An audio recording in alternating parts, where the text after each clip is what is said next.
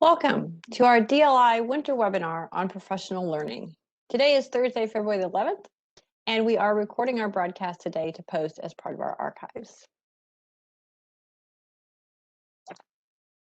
Today's agenda is coming up on your screen. We're going to start with a welcome and some logistics for the control panel. After that, we'll move right to our focus on professional learning. We're going to hear about the FLANC Fall and Spring Conferences, ECU's DLI Administrator Program, and UNCG's Project EnACTeD. After that, we'll talk a little bit about professional development, or PD, for Dli Educators, and then we'll finish with any final questions and our wrap-up. Let's pause for a moment and make sure everyone's getting logged in. And if you can hear me broadcasting, go ahead and raise your electronic hand or send me a message in the chat box.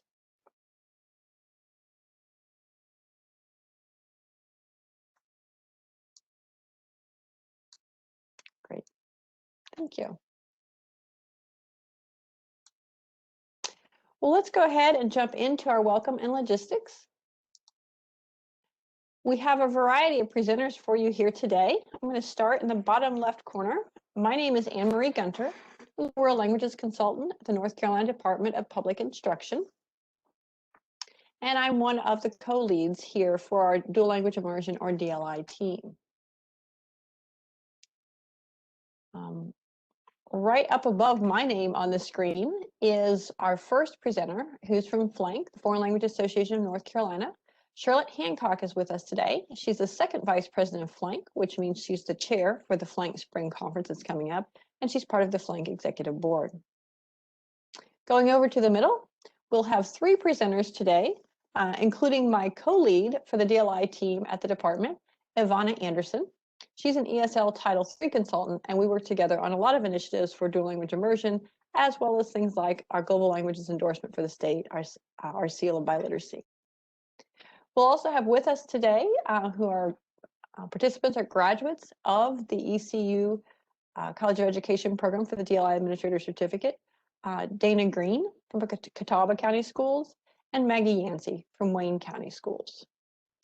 And finally, on the right-hand side of our screen, we're going to have two people with us today from Project EnACTeD at UNC-Greensboro. We'll have Diana Castano, who is an educator with Winston-Salem Forsyth County Schools and a participant in Project EnACTeD, as well as Dr. Hay, a professor at UNC-Greensboro and the director of Project EnACTeD.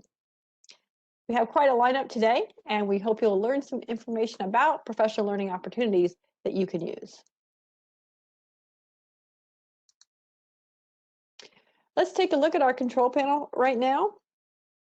We will be interacting with polls and doing different things throughout, and I want to make sure that you have full access to everything. As you probably already know, WebEx is accessible either online or via the app. All participants come on mute, and that's for the purposes of recording. Like I said, we are recording today, and so we want to cut down on our background noise if we can. The control panel on the side, which you see sort of a screenshot of an example one there on the right-hand side of the screen, always displays several things. First, it will display the host or speaker. So you're probably seeing an abbreviation like you see there, AG, because I'm the current speaker. And when others speak, you'll see their information come up top and be very prominent on your control panel. We will have polling questions periodically, and those will appear in your control panel as well. And then whatever we're showing on the screen will always be the largest thing. And you can double click on that in your app or your online service if you want to. The chat is also always available, and that's where you can put in comments and questions. You can send those to me as a host privately if you're having some sort of technical issue or an individual question, or you can send them to all panelists. I hope that some of you also have the option to send your chat to everyone so that everyone can see your questions and comments and things like that as we go through the presentation. But definitely check your chat to see what you've got. The buttons on the bottom of your screen are where you will access some of these things. And so the chat button is probably there. You might want to locate it and click on that just so you're aware where it's at and how it appears in your control panel. Do keep in mind that the screenshot that we've got on this slide is just an example. Your actual control panel may appear a little bit differently depending on the browser you chose, if you're online, or the app you're using or type of device, if you've accessed the meeting that way. Those buttons are always at the bottom of your screen, and there are several things there. If you're calling in, there aren't very many folks who are calling in today, but a few, that button will be lit up. If you want to see who's participating, you can click on the second button, and that should give you a list of participants. The middle button is either the Q&A or the chat, and you can go there. The button with the three little dots, as we all know from online platforms, gives you additional information and controls. And then the red button on the right-hand side with the X is what you click when we're all done today at 5:30. If you accidentally log yourself out or click the red button early, don't worry. You can always get back into the meeting the same way you got here before with the same link. It will let you back in.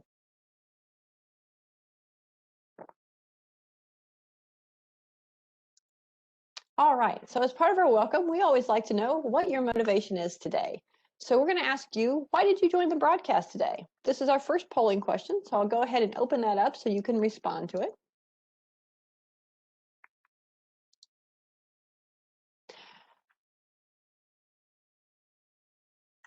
Did you join today because you wanted to access professional development specifically for dual language immersion?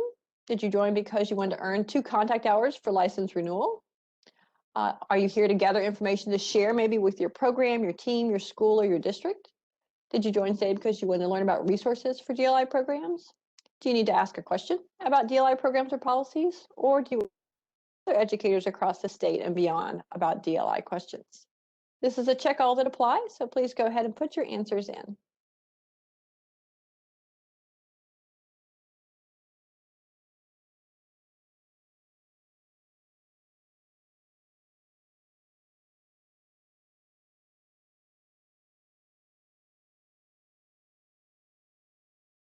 Got about 10 more seconds before we close out our poll. Please get your answers in.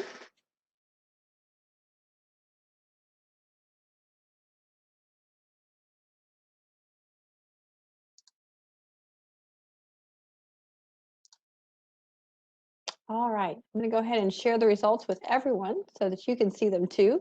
They should appear right in your control panel, so that's where to look for them.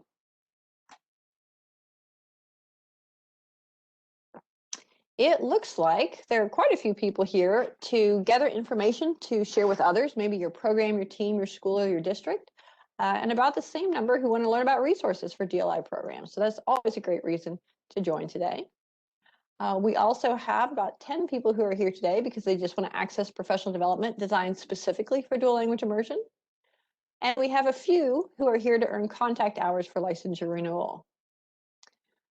Keep in mind that all of our materials, as I said, are being recorded and will be archived and posted, so it will be easy to gather this information and share it with your program or team or whoever you want to afterwards. And if you're here to earn contact hours, look for a certificate to be sent following our broadcast today as an attachment to an email. So that's how you get that information, and it should be posted about a week or so after today's broadcast ends. All right. Thank you for letting us know why you're here today and what your goals are. And I'm going to move now to our first guest speaker on professional learning, Charlotte Hancock. And she can go ahead and get started. Let's give us just a moment to make sure that she can unmute and everything. Charlotte, are you there? I am. Can you all hear me? Yep, loud and clear. Please go ahead. Awesome. Perfect. Thank you everyone for being here today. My name is Charlotte Hancock, and as Anne-Marie described, I am the second vice president of FLANC, the Foreign Language Association of North Carolina. Previous to my role as second vice president, I was our first DLI representative to serve on our FLANC advisory board. And so I'm here to talk to you today about all the professional learning ability that we have with FLANC now that's specific to dual language immersion. And so if you want to click to the next slide. Thank you. Okay, so the first thing is the FLANC Fall Conference that is going to be coming up in October. I'll get to the spring conference in a second. This is looking ahead. I just wanted to make sure that I mentioned to everyone this fall conference is open right now for a call for proposals for presenters and sessions. And so as we grow, FLANC is really trying to be the home of DLI and allow this professional development opportunities to exist across the state. And so One way that we can do that is if those of you out there are DLI leaders and educators and voices that are here today, if you could spread the word, or you yourselves can consider putting in a proposal, because we want to have as many DLI sessions as we can included in the fall conference. So those proposals are being accepted now up until March 11th. And this is our theme, Passport to Global Citizenship, Connecting Language and Culture.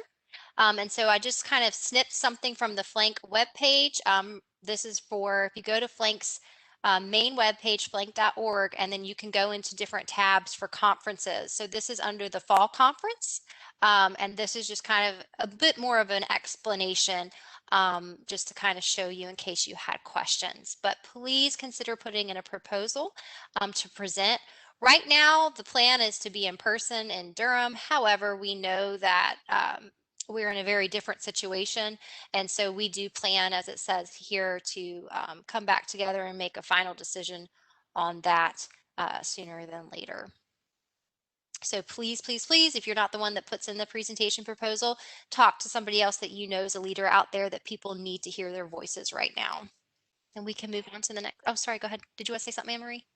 Yeah, I was just going to let you know that the direct link to the FLANC Fall Conference webpage with the proposal submission information is now in the chat box. So if you want that to go to that direct link, you've got it there. Great, thank you so much. Okay, so talking about the spring conference that is coming up before the fall. We are right around the corner to this. It's hard to believe it's almost here.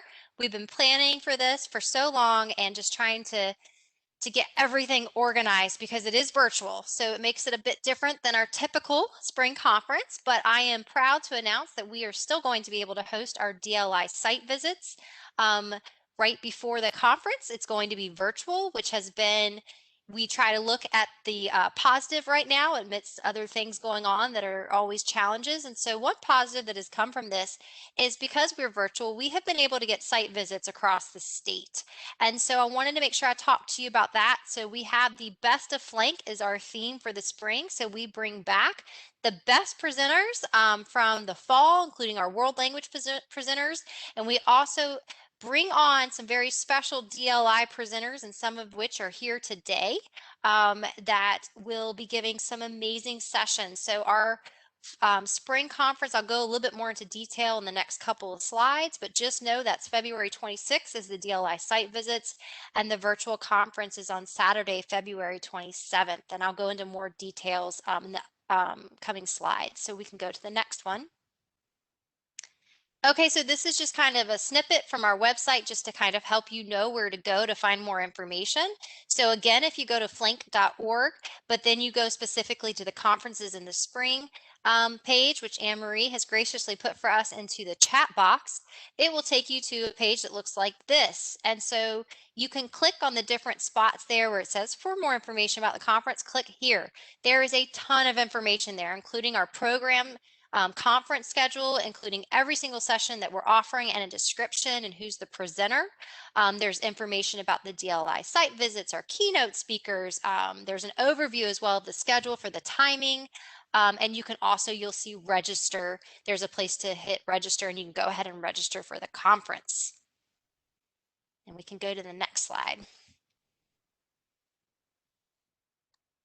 Yes, and I'm adding the direct registration link for the conference. Someone was asking if registration still available, and it certainly is. So let's go ahead and hear more about what you could access there.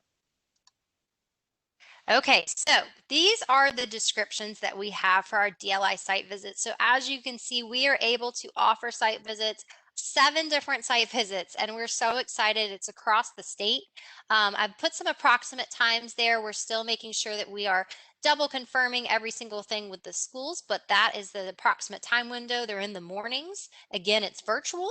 And the registration site visits, I'll talk about this here in a second on the next slide, that will close sooner than registration. So that's going to close on the 12th. So luckily for you, if this is the first time you're hearing, there is still time. You want to register. You need to register for the conference at the same time as the DLI site visit.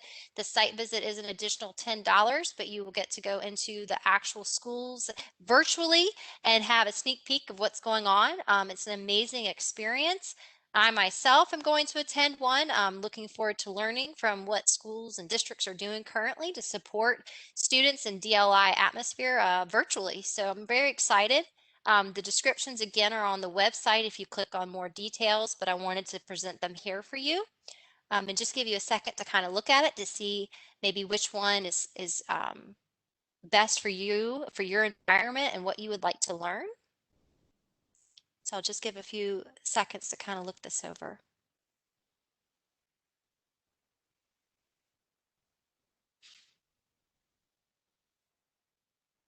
All right, so we can go to the next slide.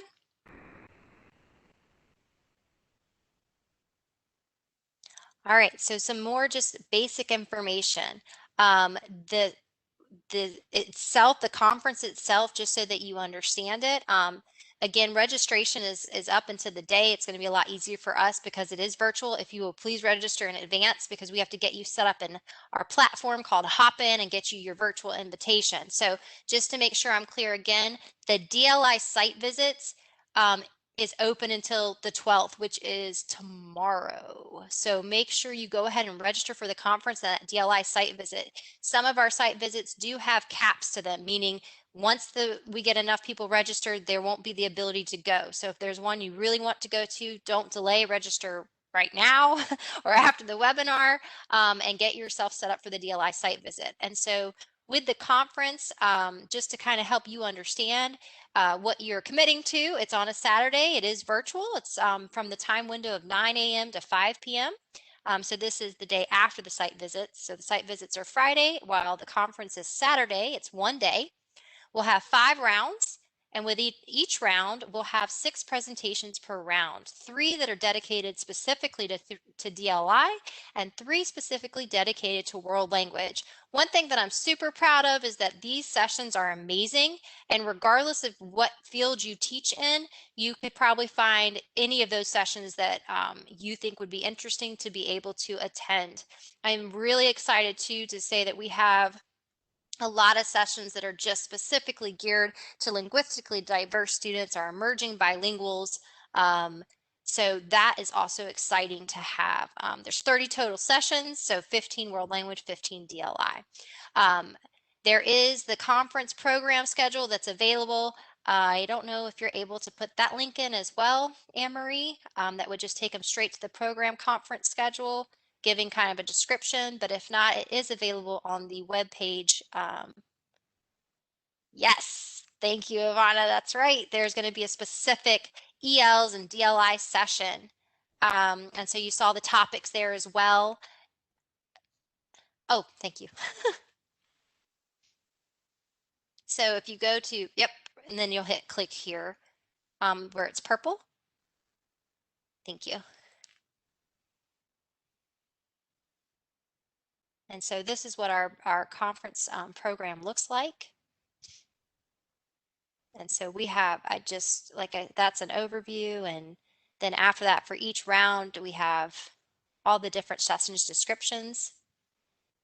And so you'll see it's designated, it's got the time, and it tells you if it's world language or DLI. But as I said, you can cross over between the two. So those first 3 we see are world language. And if we scroll down, we'll see that the other 3 in that first round are DLI focused. But again, like I said, we can definitely learn from both sides of it.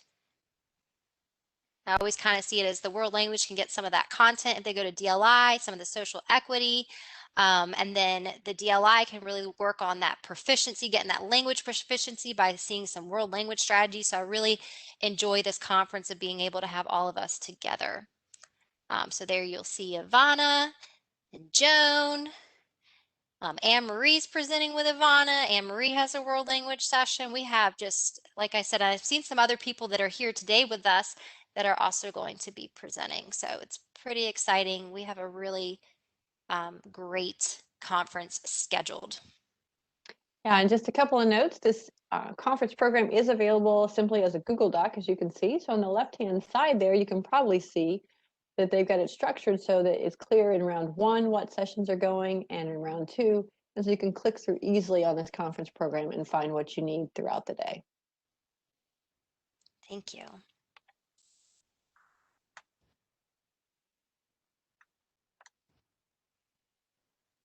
And so just some of the topics that you saw, you can go in because this is just, I started writing out the list and it was just so much. I couldn't include everything, and it was every single one of the sessions we have is just fantastic. So make sure you do look over that program, schedule, conference program, but just some general topics that we've got: social justice and equity, culture, access, diverse students, advocacy, oracy, critical conversations, math, and like I said, much, much more. It's a conference you do not want to miss. We already have a very large number of people registered for this conference. I'm just looking forward to having just the best conference yet for the spring. So I hope you'll join us. I hope you'll join us at the site visits. And you may reach out to me if you have any questions. My email address is on that spring page, on the registration page, if you need me, but see if it's on. I don't think I included it in here, but I can drop it in the chat box if you need it.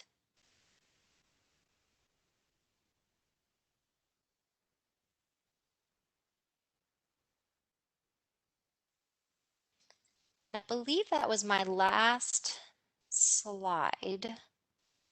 Oh yes, register today. That's a link again to the registration.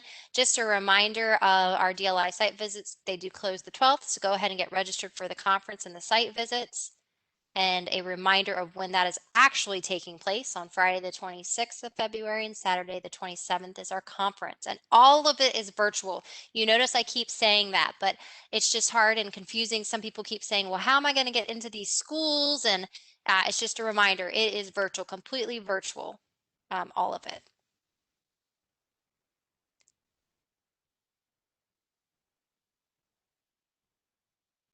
All right, so that is our presentation about the FLANC spring and fall conferences. Let's pause for a moment and go ahead and respond to this. What is your next step with this FLANC conference information? And again, this is a check all that apply. Are you considering submitting a proposal by March 11th for the fall conference? Are you going to review those DLI school site visit options for Friday, February 26th? Are you going to reflect on the FLANC spring conference sessions for DLI and maybe attend? Or are you going to share this registration information for the FLANC Spring Conference or DLI school site visits with a colleague? And you might have other things. So I'm going to go ahead and start that. Now would be a good time too, once you answer the poll question, to go ahead and put in any questions you have in the chat box for Charlotte to respond to. Thank you. I was going to ask that as well, if I had time for some follow-up questions right now.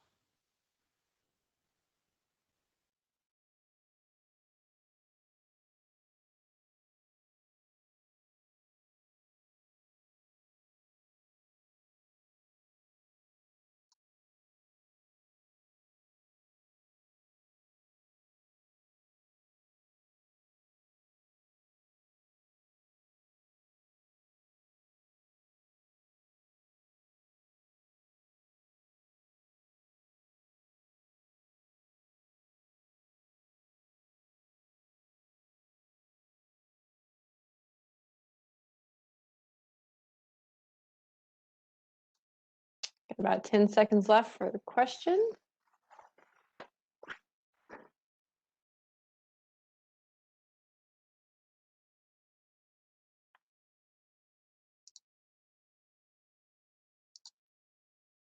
All right, let's see what we got. The results should be visible in your control panel now. Let's take a look. It looks like there are quite a few people, 18 right now, who are reflecting on that FLANC Spring Conference sessions for DLI, and also planning to share the registration information for the FLANC Spring Conference and the DLI school site visits with a colleague. Don't forget that the school site visit registration closes tomorrow. And Charlotte, just to reiterate, how do they sign up for those school site visits? Yes, absolutely. So you're going to click on the register button that's on the website. You will register for the conference. So the DLI site visit is in, you also have to register for the conference. So it's not by itself. So you will want to go ahead and register for the conference. And when you go to that page to register, you will you will see the DLI site visits the options there. And like I said, it's a $10 extra to go to them. You will indicate, you can only go to one. So you want to indicate which one you want to do that as part of your registration. And then you'll close out the registration and pay for both the conference and that DLI site visit. And then you will be set up for the DLI site visit. It does tell you on the registration page how many seats are still left available, spaces available to go to these DLI site visits. And I am seeing them decrease every day what's available. I know it's very popular across our state. I was actually just speaking to someone earlier today from a completely different, like different associations across the state that said they were very aware of our spring conference, which was really cool to hear, just how widespread it is, and people know that they can come to these site visits and this conference and walk away with a lot. So I do hope to see you there and encourage you to spread the word. There are things that we'll support with the virtual environment right now, and it's just, I think, very uplifting for our teachers in this moment. So There are several people, according to the poll, who are getting ready to review those school site visits list. And there's even a few who are considering submitting a proposal for the FLANC Fall Conference too. So that would be good as well. that would be awesome. All right, I'm looking for any questions. I do see someone entered an other option, and that person actually said they've already registered for the FLANC Spring Conference, and they're actually hosting a visit at their school for the DLI school site visits. So just to let you know, Carolina is on the line today and sharing that she'll be there. Awesome.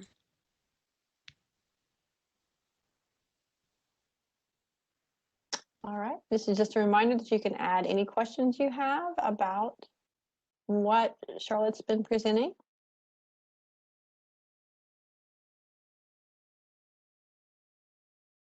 All right. And just to let you know, as a reminder for everyone, on the DLI website under professional development for NC conferences, we have this page you see screenshotted here. And the reason is because the FLANC partnership and with DPI is very strong because, as Charlotte said, you know, we want FLANC to be the home, the professional home for our DLI educators as well. And one of the things that we've done over time is create this NC DLI seminar, which is now the DLI half, if you will, of the spring conference. So we used to do that in a very limited way, but now that FLANC handles that as part of their conference, it has opened up broadly to a lot more people. And I'll go ahead and put that link in the chat box as well if you want to look at that web page and get additional information about the conferences.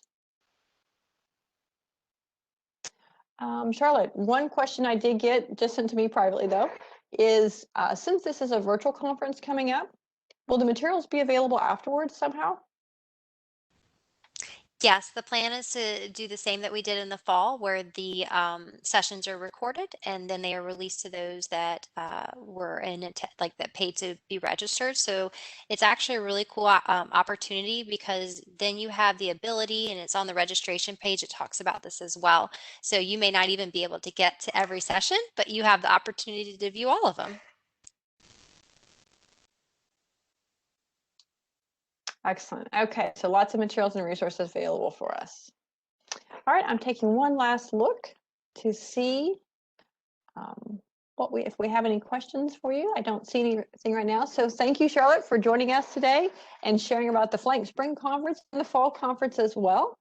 And hopefully we'll be able to see, quote unquote, see each other at that FLANC Spring Conference and perhaps the DLI school site visit sometime soon. Thank you so much for having me.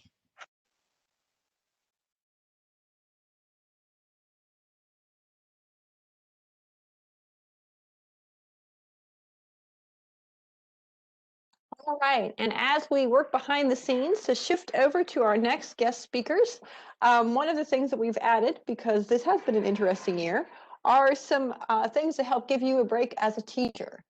Some of you may be familiar with the teacher well-being tasks that are being posted by Leslie Greene. She's a retired world language teacher, of course, but she has a whole website of these. And so one of her teacher well-being tasks is to listen to a song that makes you happy. So in order to take a break today, I would encourage you to do that when you get the chance. Maybe have something that you could listen to through headphones or something like that later on. But these teacher well-being tasks are a nice way to take care of ourselves as educators and think about our own social and emotional learning as we think about our students as well.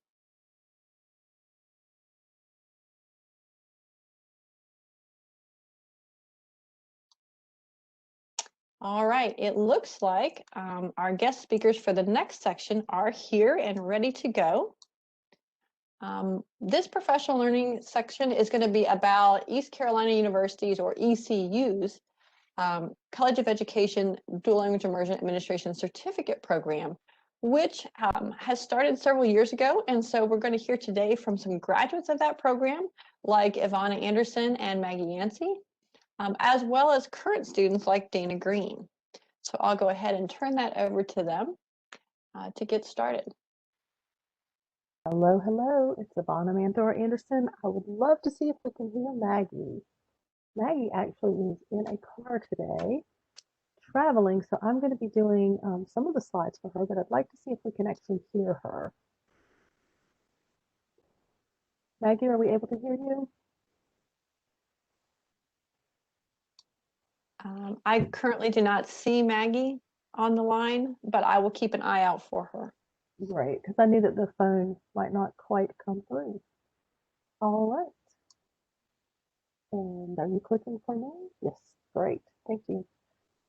So we hope that some of you guys have heard about the ECU DLI Administration Certificate course. I'm just going to give you a little bit of overview of the program itself before we start talking about the impact that it has had on each of the three of us. So in the slide deck, when you have that, there is a link to all of the course information. But I wanted to let you know a few things about the course. So you do need to have a master's degree, and they ask for at least 3 years of leadership experience. But if you're really gung-ho and excited and working in DLI, sometimes the 3 years can be navigated. So it is a 1-year course with 12 credit hours and 4 courses. You can see the 4 courses on the left. The introductory course starts in the second summer session. And up until this year, that was the only time you could start. But now they have arranged it so that you can actually jump in at any time during the 4-course series. So it gives you a little more flexibility.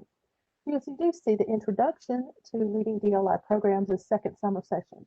Then you go into the year leading content area and language instruction, continuing with leading cross-cultural competence, and then ending with the educational supervision of DLI programs.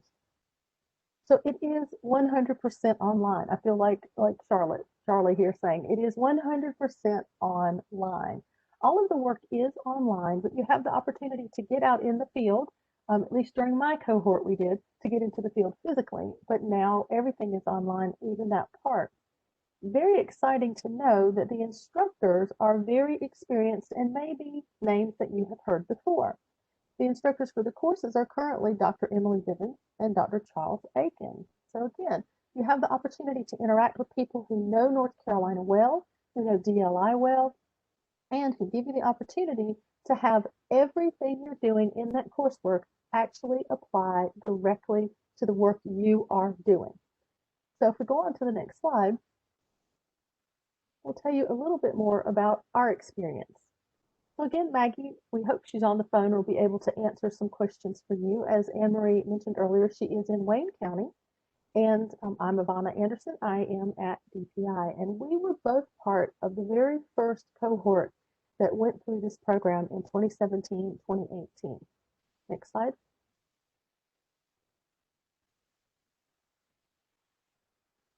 So some of the highlights of the course is that you have asynchronous and synchronous opportunities.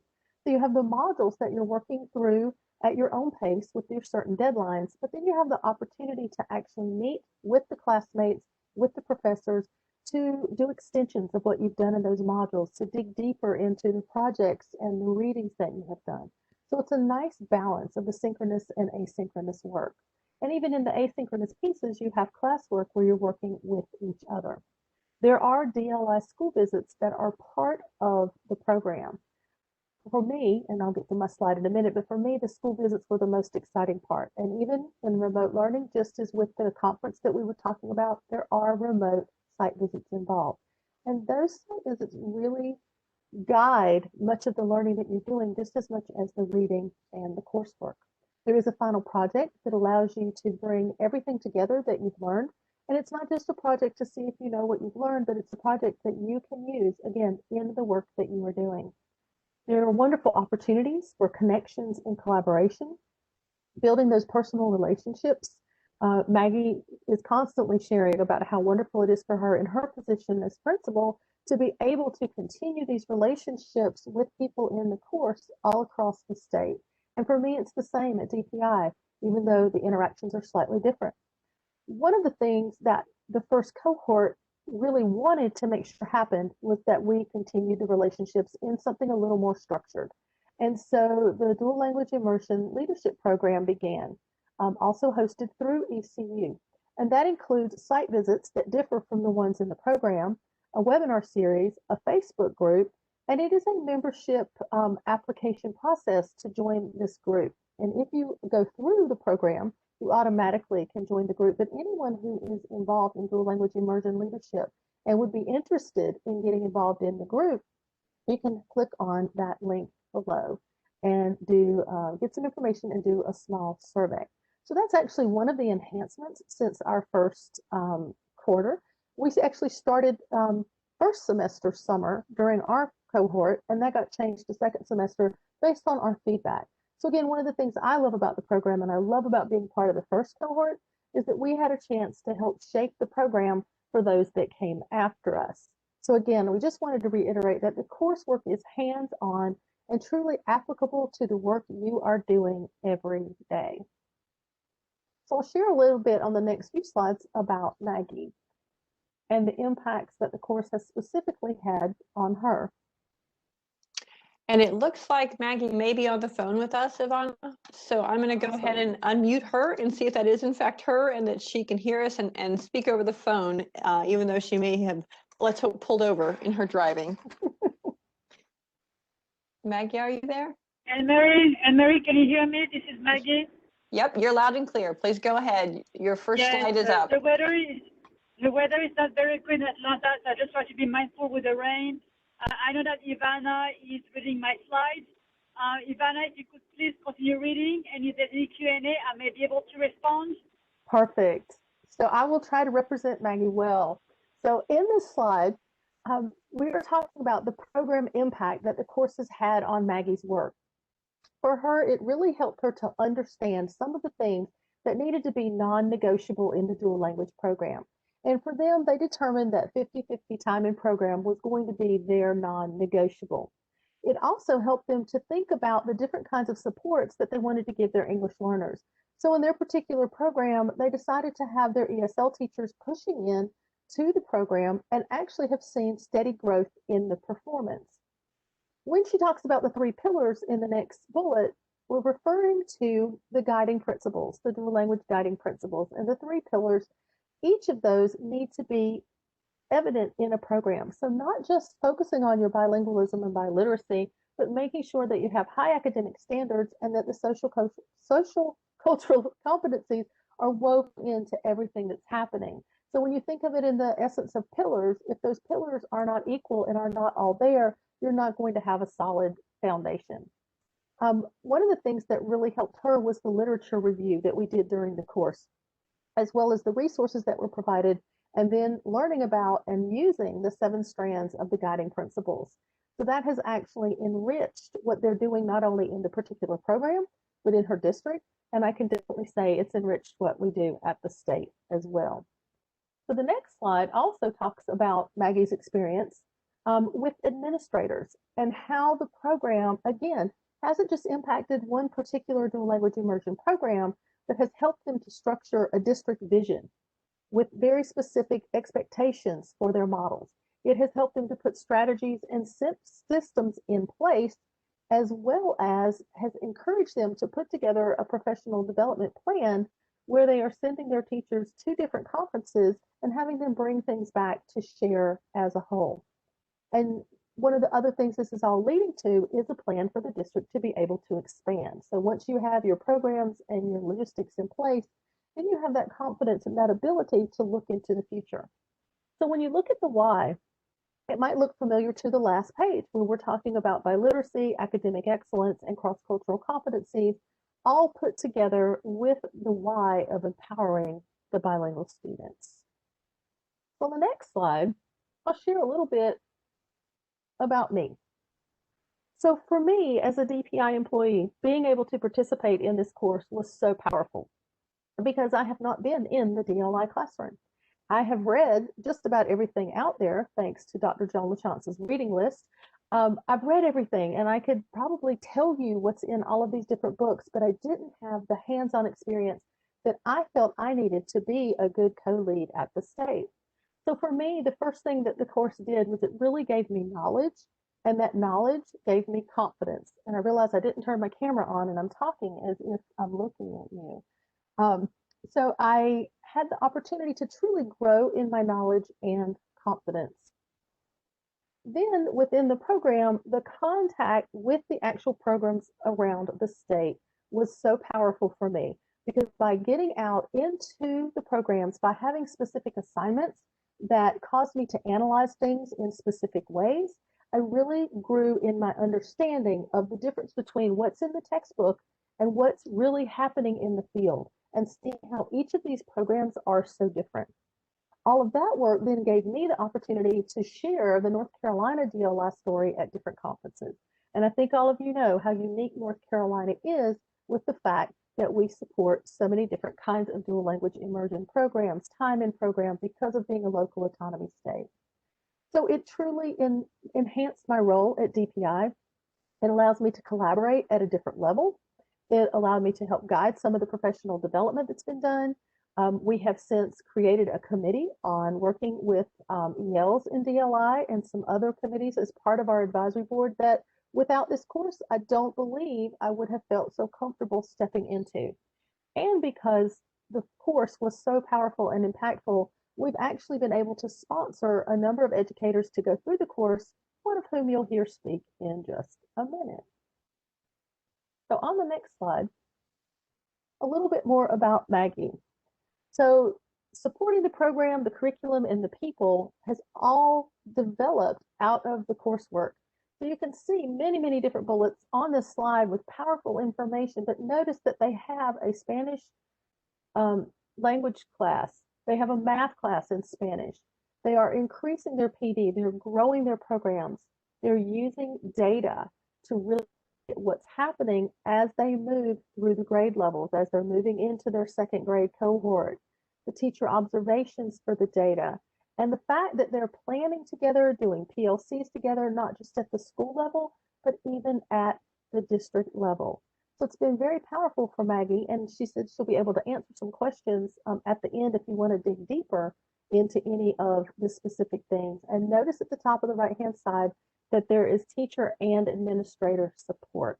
And a lot of that is coming together because of the excitement that Maggie had after coming out of that program.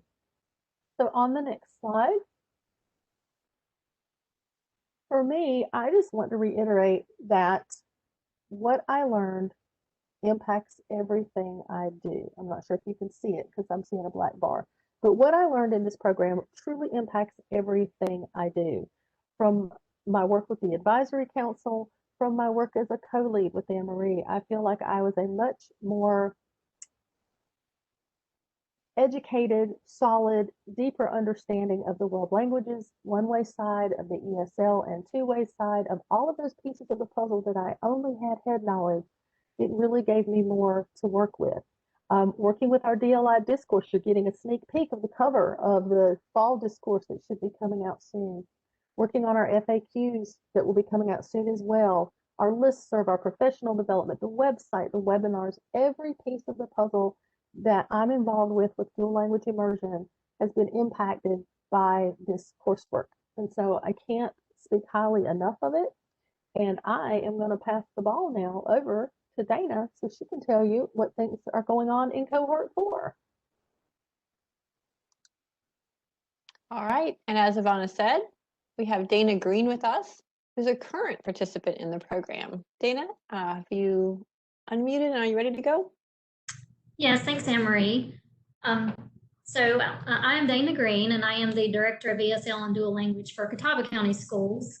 And I began my journey in education teaching Spanish and ESL, and I taught that for 9 years before becoming a coordinator. And then after that, several years later, the director of the program, and had dual language added on at that point because I had advocated for having a dual language program in our county. And so I had lots to learn and continue to learn, every day. So I've been in education 29 years now, but I'm always looking for ways to continue my learning journey. And when this opportunity arose, I was very excited about it. So I'm in my 3rd course out of the 4. So I've finished the intro to leading the dual language programs, and I've finished leading content area and language instruction. I'm currently in the Socio-Cultural competence course. And so the program was very attractive to me because of, like Ivanna said, the 1 year, it's a 1 year program, 4 courses and 12 credit hours.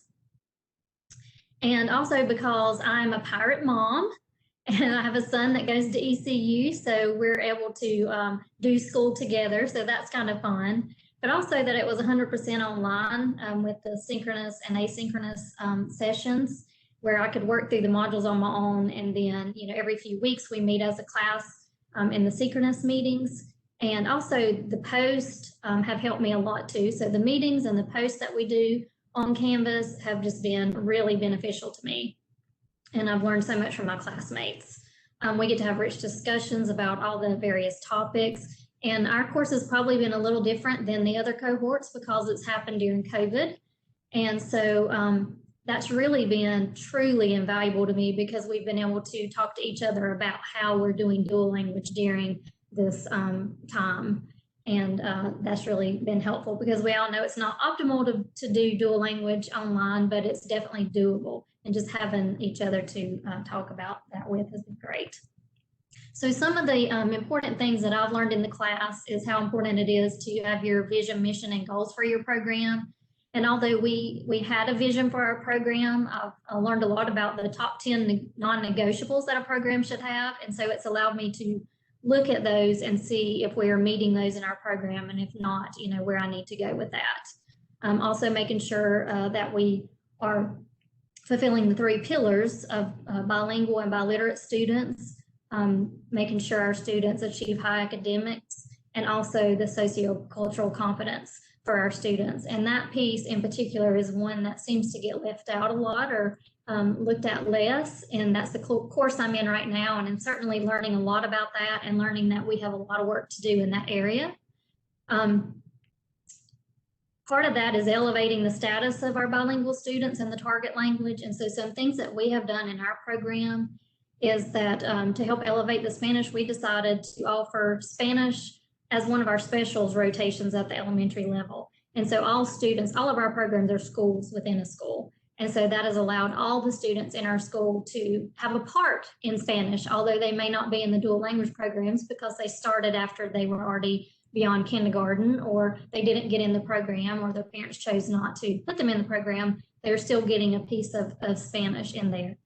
And also, we thought it was very important, since we are a school within a school, that all of our teachers be involved in the global competencies. And so we're having our teachers go through the global competency courses around the sustainable development goals. They're adding those into their lessons, and students are doing projects on that. So that's been a very important piece that I've learned from this program. Also, a big piece in the first course was learning how to advocate at the school and district and also community levels. And so we worked on a video in class to provide information about dual language to our stakeholders. And so in my journey of getting dual language in our school system, started at the superintendent, and he was totally on board, and then moved on and, presented to the school board then had to get school buy-in because, you know, definitely want a principal who's ready to lead a dual language school, and also to have all the staff on board because it is something new, and know that they're going to be bringing teachers in. People are always worried about losing jobs, things like that. So it's just that was a very important piece as well. And then just the community excitement, building the community excitement around the programs and getting buy-in from the community. Also learning that you can't do it all on your own. So having a committee to help you with that, and that's been a tremendous asset for me. So now we have a committee with myself, we have our C&I director, our elementary director, the principals of our dual language schools. I actually have a board member on my committee, and also the elementary curriculum coach, as well as a parent. And so just having these meetings at least quarterly, if not more, has been wonderful in leading our program, which leads to the marketing and for success and sustainability of our program, which we also talked about in our first course at ECU. And just the importance of having information nights for our parents and social media posts, newspapers, websites, all of that. And that has helped our program to be successful. In the beginning, it took us a couple months to fill our slots. We now have 3 dual language schools, 3rd grade being our highest grade. And now I think last year it took us 13 minutes to fill our program before we had a waiting list. So that's been wonderful as well. We do have a first come, first serve application process. We do give precedence to siblings, and it's open to any student in the district. We ask our parents to fill out contracts because we do want our programs to be sustainable and our students to stick with us.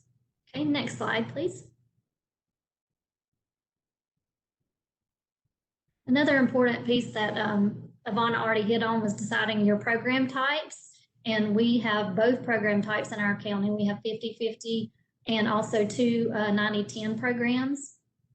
And one huge piece in the courses that has really made me think a lot and have opened my eyes to other options is the scheduling considerations for those programs and just looking at different ways to schedule. Currently in our 50-50 program, we do A day, B day, but some of the other ways that I've learned in the course have really made me think, and we'll be looking at those for the future of having split day programs, different options like that. So that's definitely something from the program that has helped me look forward.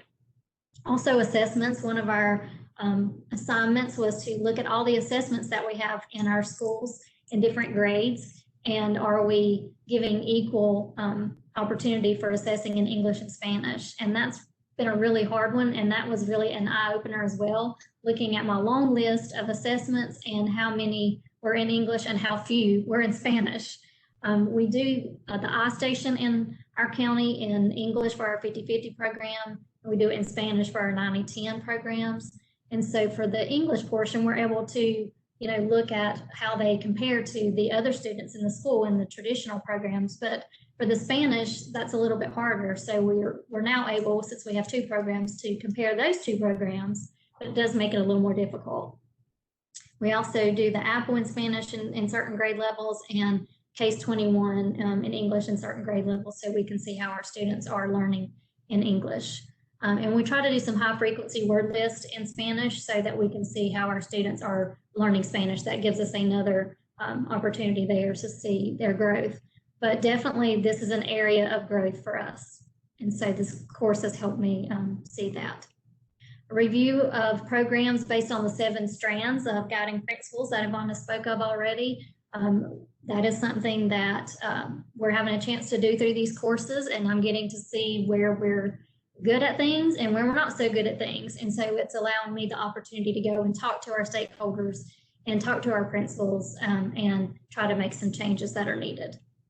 And part of those changes have come from visits to other programs and being able to interview teachers and administrators as part of this program. I've learned a lot from others out there in the field. Okay, Ivanna, sorry, Anne-Marie, next slide.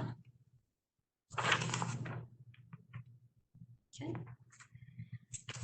Another piece we've learned is talking about the materials, the importance of the materials adoption and your curriculum development and making sure that it is authentic making sure that it's not just translations of English into Spanish. And so we have looked at the adoption of 2 different programs for each of our programs have different adoptions based on the 50-50 and the 90-10, but just making sure that what we have there is authentic and will work best for our students.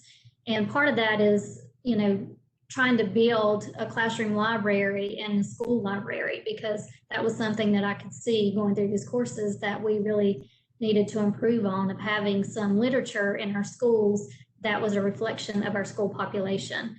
The school that has our 50-50 program is about 50% Hispanic.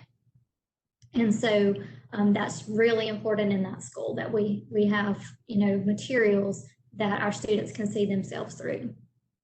PD and collaboration across programs and from outside the organizations, we're, you know, really working on that. I've had a lot of PD sessions this year with our dual language teachers across the county, allowing them to share with each other. And that's been a really important part, especially during COVID, while they're having to do a lot of online work.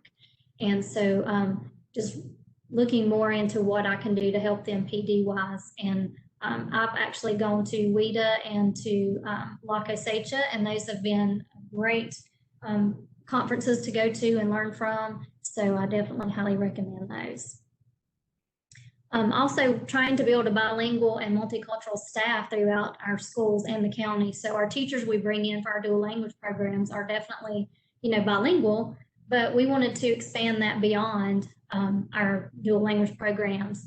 And again, try to let our staff start building our staff members to look like our students, so they can see themselves, see where they can go, things that they can do, and successes that they can have in their future. And so we've been trying to bring in teachers who are bilingual and from other countries who can share their cultures with our students. And we're doing that throughout all grade levels in Spanish, ESL, and dual language, and also just elementary education teachers. And that helps us promote those socio-cultural competences school-wide and district-wide. We're definitely trying to increase our parent involvement. We love our parents to be involved. Sometimes it's hard for them and they are afraid sometimes to be involved in our schools. So by elevating that status of Spanish, we're getting a lot more parent involvement in our schools through our dual language programs, especially at our school that's 50% Hispanic. We've seen a tremendous growth in our parent involvement there. And so I continue to advocate for funding that's needed for the program, because it does, you know, take a lot of money. And we've looked at various outlets to fund our programs, and we've had lots of support from our board, which has definitely been helpful. And so I provide updates to them using our data from our programs quite often. Actually have one coming up in another week or so, but I look at our data, show them how our students have grown, how they're progressing in their Spanish and English, and they're always excited to see that. And I always try to share with them some videos of our students in action and you know, just snippets into the classroom so they can see what our students are doing. And I can just say they are very, very supportive, and I'm very thankful for that. Next slide.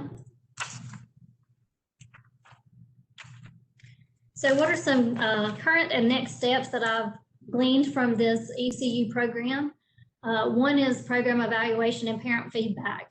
We haven't really done a parent survey, and so that's something that I'm looking to do this year. I'm also going through the 7 guiding principles so that I can evaluate our program in that way. I was aware of those before, but not in the way that I am now after going through this program, and how important they are and how detailed they are, and how it really helps you dig in to see where you need to work and where you're being successful. And again, as I mentioned, to continue to build a library of authentic text and resources, not just in the DL classrooms, but in the school as a whole. And then determining how to provide English instruction. That's something that I'm looking towards the future too, as our programs progress. And we're adding more English into our 90-10 programs each year after 2nd grade. Just trying to look at how I can do that. And we've learned about some of those options in the program as well. And so that's certainly been helpful.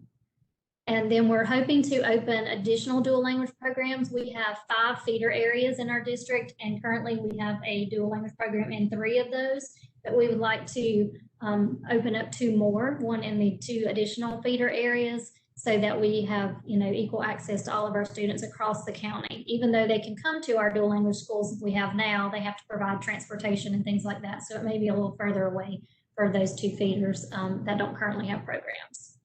And then we'd like to do expansion into our middle school and then plan for high school courses as well. And that's some things that we're learning in this course as well, what that might look like and what those courses might be. And I'm hoping to do some future visits to some middle schools and see how they have expanded their programs into the middle school. So that's kind of in a nutshell what I've learned from the program and how I have applied it into our county. So these courses have certainly been very valuable to me and taught me a lot, and they have increased my confidence in leading the programs here in Catawba County. The connections with the instructors and my classmates, the relationships that we've built, I hope that those will continue on in the future. And I'm looking forward to what I'll learn in this current course and in the last course on educational supervision. And I just appreciate the opportunity that DPI has given me, and the advisory board that I'm on has sponsored me and given me a scholarship for this. And I just truly appreciate that. And I highly recommend this program to anybody out there who's leading a dual language program. So thank you. Great.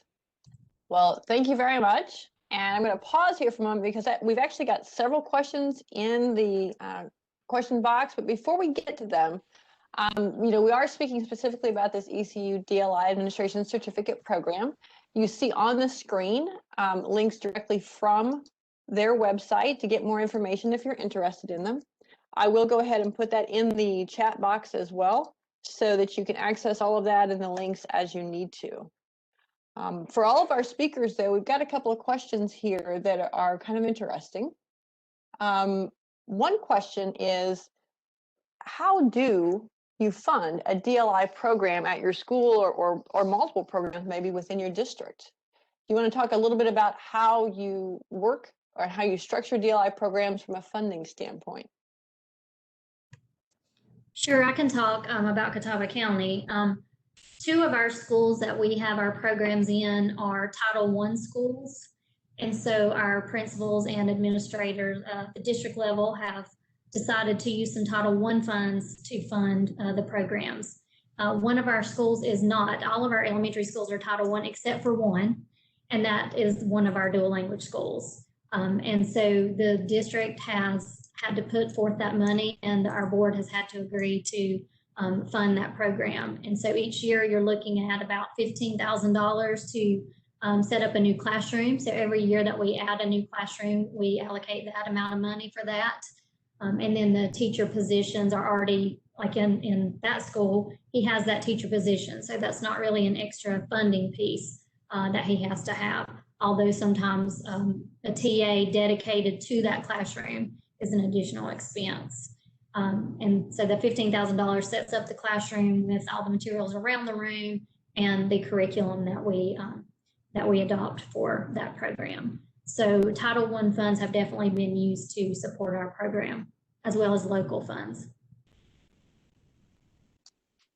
Yeah, and as she mentioned, you know, when it comes to teaching positions, those are based on your student enrollment. And so sometimes, you know, having enough positions like that from a classroom standpoint, either at a grade level or in different subject areas, just depends on your student enrollment and then smart hiring decisions. So we've heard a lot of schools say things like they have just made sure they had an allocation where they could hire, let's say, a new grade level teacher like kindergarten or first grade as their program expanded.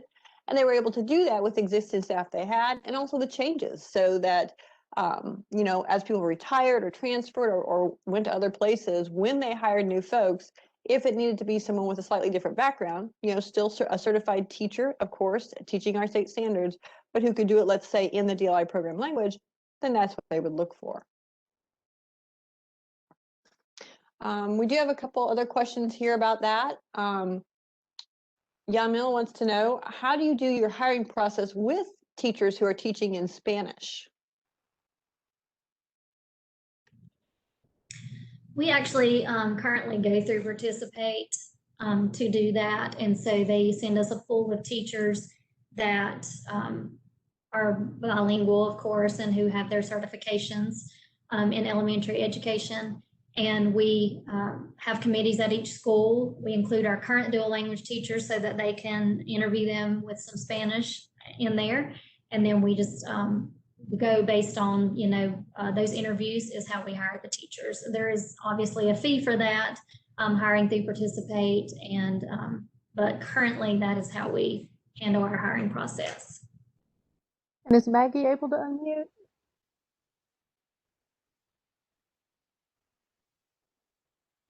Yeah, I've unmuted Maggie. If she's available, she can respond to that question too about hiring teachers. Yes, that's a very interesting question. As we grow in our district, smaller district, of course, we have to grow our own. So what I did create since last year is a rubric. So let's say if we need a teacher at a current Dli school where we open in Wayne County, I have on board myself, one board member, let me see, a second grade teacher perhaps, our rubric, and then a bilingual teacher. And we have that rubric with questions in English and Spanish. And there's a section for the teachers to show their academic Spanish by presenting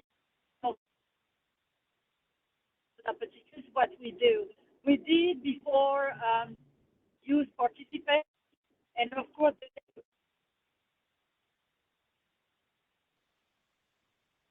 Sounds like you're breaking up a little bit, Maggie.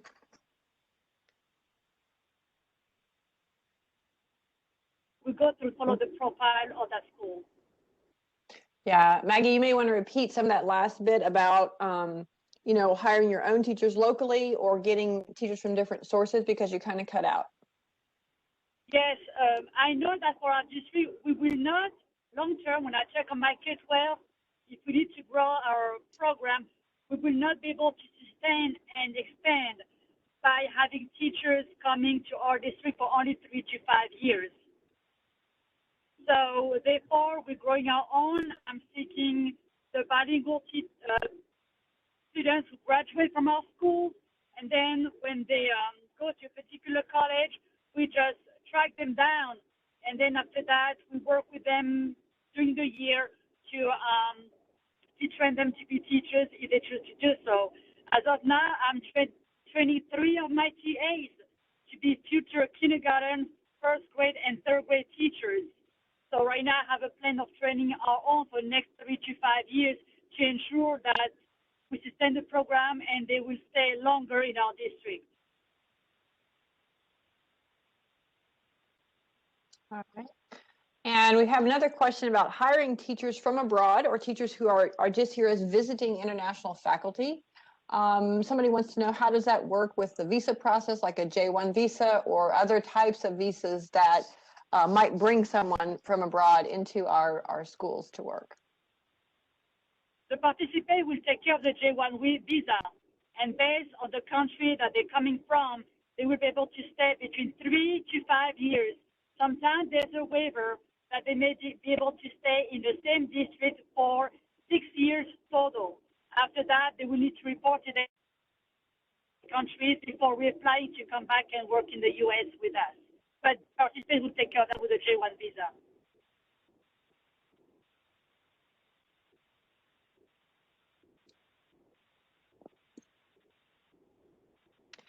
And we should note there are a variety of DLI programs across the state. Someone was asking, is it possible to have DLI in every district in the state, so that this is an opportunity for students across the board? And the answer is, it depends. There certainly is support, as you can see. DLI is currently in 47 out of our 115 districts, so almost half of our districts have at least one DLI program. As you've heard, they usually start in elementary and then grow as students grow into middle school and high school. So we have now over 200 DLI programs across the state, and they are growing every day. Dana, we actually have someone from a district nearby yours, and they want to know, is there any chance that their county, which is Lincoln County, would ever do DLI?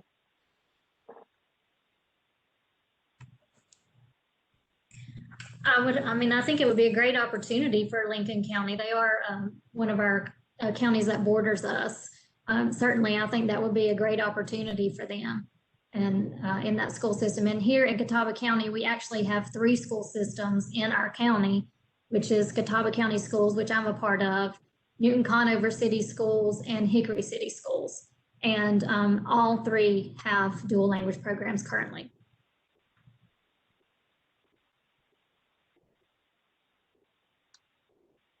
All right.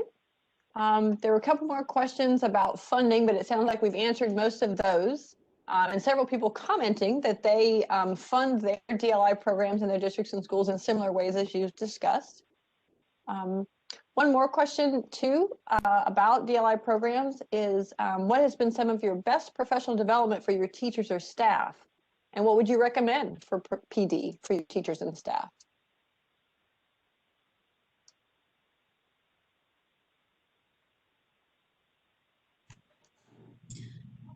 For us, a lot of their PD, since they are Participate teachers, have been done through Participate, but we also do some here in-house. And truly for us, the most valuable has been them sharing with each other.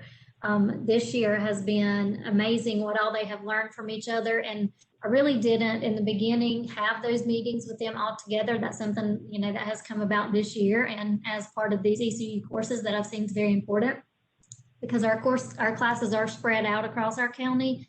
So it's hard for them to get together in person, but with this virtual platform, we've been able to do that and get them on board virtually. And so they've gotten to know each other, and now they call on each other all the time. And we put together resources that they continually add to so that they can share with each other and show each other new things that they're learning. So that's certainly an area of growth. I can say for me that I would seeking out some additional professional development for them. Funding is an issue there for us to pay for them to go to certain PDs. So I would love to learn from you guys as well what PD you offer and see valuable. I know for this year, I sent my teachers to La Cosecha online. We went there. They're going to attend CABE as well. And also what was also very powerful is for them to connect with neighboring DLI schools who've been the DLI, plan for 15 years.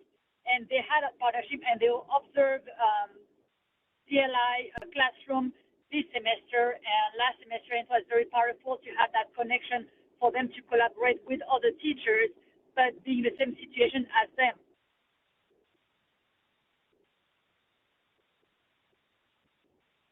Yeah, and that's certainly one of the things that happens at places like FLANC conferences, because now that FLANC is a professional home for all of our language educators, including our DLI educators, that's a place for them to gather and have that opportunity to talk with each other about what they do, to hear from each other and other types of world language teachers as well about what will work in the classroom.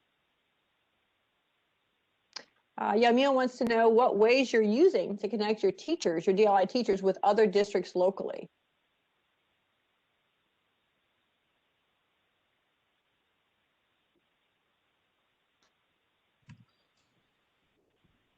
To be honest, that's not something that I've done a lot of.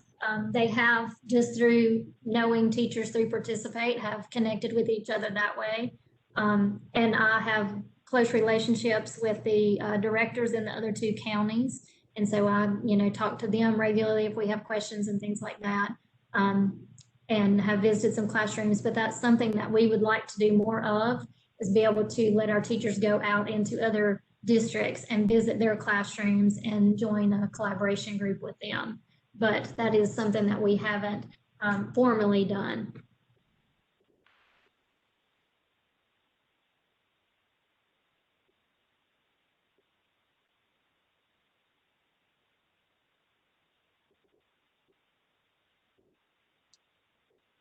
And, being able to connect with others who are doing DLI programs is something that is supported through our NC DLI program directory that we have on the state website. We always keep that list updated every year and then periodically throughout the years, so that there's always a DLI administrator to call on, or maybe several, as well as links to each district or charter school's main DLI webpage to talk a little bit about their program, and links to things like the school's web pages that have DLI programs currently and have students enrolled in them. There's a lot to explore there, and then to reach out to those who are nearby or maybe have similar programs.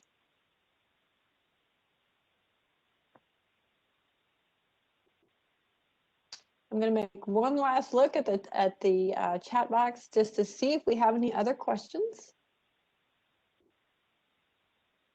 Oh, we did have one, Dana. Somebody verified a while back that you're in Catawba County, and they wanted to know if you had been a Spanish teacher before you moved into administration. I actually started my career teaching Spanish, and they said, we don't have a full-time position, but we have a part-time position, but we can make you full-time if you teach ESL, which I had no idea what that was. So I only actually taught Spanish for 1 year because I fell in love with ESL, went back and got my master's in that, so taught ESL from that point forward full-time. But yes, I did start my career as a Spanish teacher.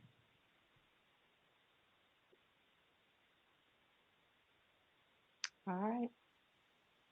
Well, that looks like all of our questions for today. Thank you, Dana and Maggie and Ivanna, for sharing your experience with the ECU DLI Administration Certificate Program, as well as talking a little bit about how that's impacted your work and how your work continues to grow at the local level.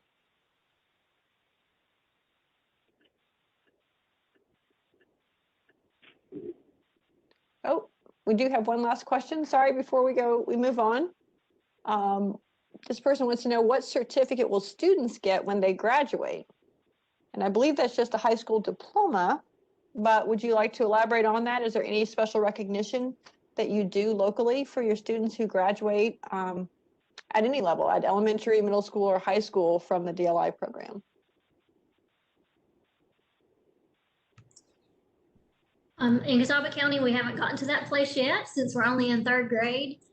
But hopefully we can get the seal of biliteracy on their diploma whenever they graduate. We do have students who do that currently that aren't in the dual language program, but hopefully that'll be something that all of our dual language graduates will be able to get. And you know, that's something definitely that I'm looking towards and thinking about, is how we can acknowledge these students once they get out of our 6th grade and move into the middle school as they graduate from our elementary program. But we're not there yet. And this is Ivanna. I was thinking maybe that's a Pelicimus question, that maybe they're asking about the certificate for the DLI administration course. So just in case it happened to be that, you do get a certificate issued by ECU. You do have transcript information then, because they are university classes. Those classes can be used to then add on to other programs if you wanted to continue to do more. And as far as a certificate is concerned, those vary by university, and it would be up to your HR within your district to determine, you know, how they want to use that, like in a hiring process or something like that. But it's not the same as a licensure that would be, you know, issued and recognized by the state. But as you've heard us all say, it is so valuable to the work we're doing, to the network that we have created, and just to DLI in general in North Carolina. And you can see there you go, slide with the information again. So on this slide, you see the links that will give you additional information. Dr. Marjorie Ringer, who I do believe is on the line right now, is the person who helped create this and run this program. I'm not sure how we are on time. If she wants to just say something really quickly about that certificate question, you can see the pricing and the information there. And again, remember that this was taken from the website. I think it's being changed now, but you can join anytime during the year. Did I hear Marjorie unmute? No, I don't currently see Marjorie on the line, but okay. Like you said, everything is on the screen, and also in the chat box, the links are posted as well. So if you want to get more information about the ECU DLI Administration Certificate Program, you certainly can. And Marjorie Ringer's contact information is also in our chat. Thank you. Oh, we do have one question, Ivanna, that maybe you can answer. With the ECU certificate program, is it possible to get a master's with this endorsement? My understanding, and when you go online to look at it, I cannot remember the terminology. It's not a master's per se. It was some sort of education. And since I haven't done it, there should be a comment that says this coursework can be applied to. And if you want to email me with that, or email Marjorie, even better, we can get that answer to you. Let's see, here we go. Admitted to the Educational Specialist in Education Administration Program, so EDS. And we do have, I know at least 2 people who have completed the certificate program that have taken that option and have moved on to get their EDS. I'm not sure that anybody's quite finished yet, but I know for at least 2 that have gone on to do that, and they were very excited that the program, you know, gave them that jump start toward being able to do that. And thanks for putting Marjorie's information in the chat. Great question, thank you. Yeah, we've reposted that information in the chat, and it is available, as you can see, on the website. But do contact Dr. Marjorie Ringler with details, particularly about your individual situation and how you might want to apply your work for the certificate to a degree like that. Thanks All so right. much. Well, again, thank you to all of our guest speakers today. We're happy that you were able to share with us your perspective on what it means to earn that administration certificate for DLI from ECU. In the interest of time, we're going to let you sort of be excused so you can go back on mute and that kind of thing. And we'll move on now to our last set of guest speakers.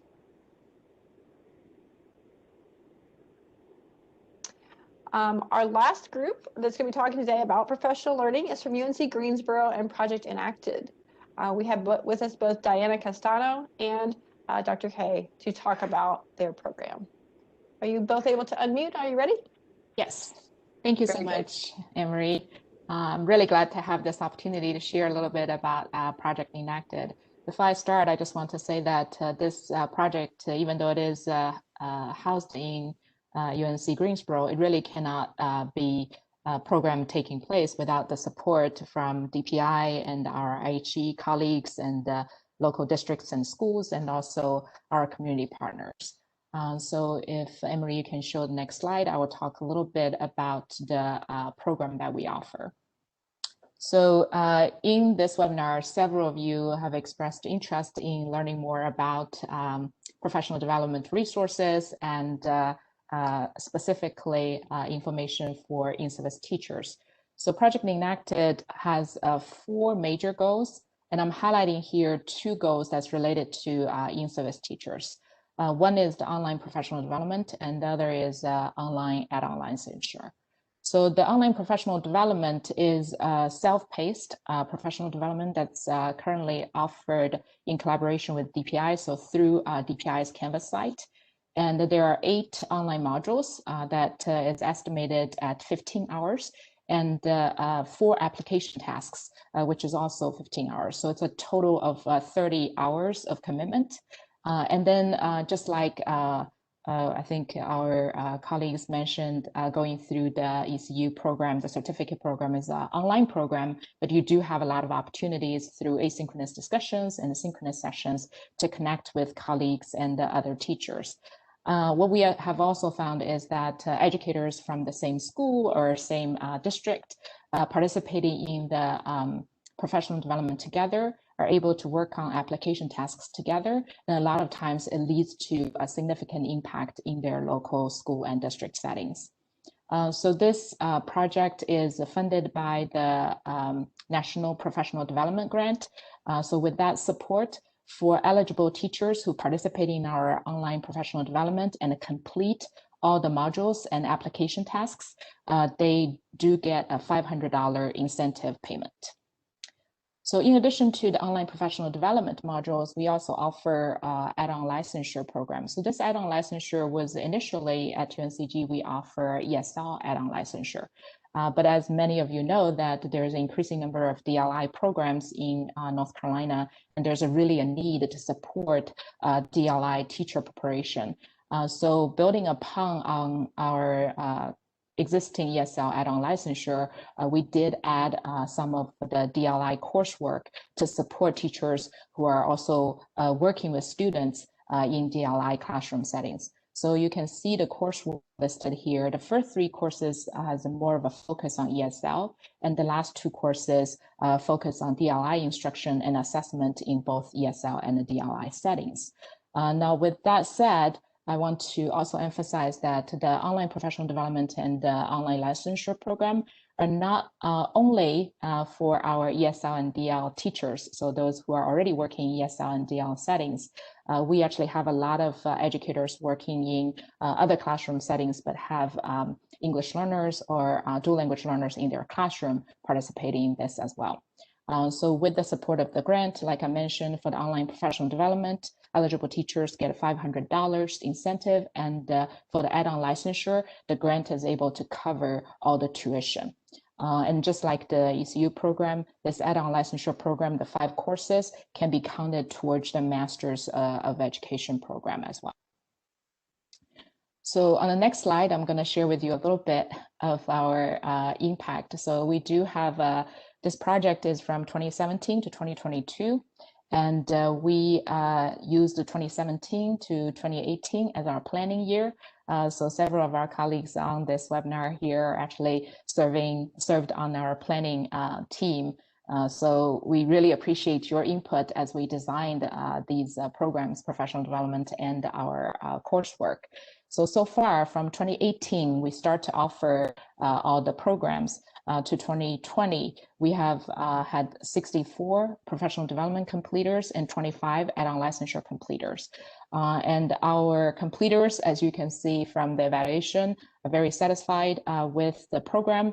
They really appreciate the differentiated resources that's provided, and it's accessible because both programs are completely online, and there are scaffolded support throughout those online platforms.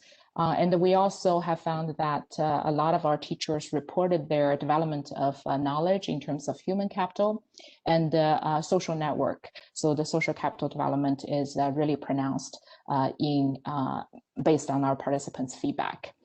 And we are also very glad that at the beginning of the project, our 2 partner districts are Guilford County School District and Winston-Salem Forsyth School District. But as you can see, starting from 2018, we have really expanded our involvement with other local districts. So now we have quite a few districts have teachers and participants involved in our program. And then just sort of to go back to some of the questions asked earlier about supporting teachers to participate in opportunities to connect with other teachers through, for example, conferences like FLANC conference. So for the EnACTeD project, all teacher participants who participate in our project, so online PD or the add-on licensure program, we do sponsor these teachers to participate in the FLANC conference every year as well.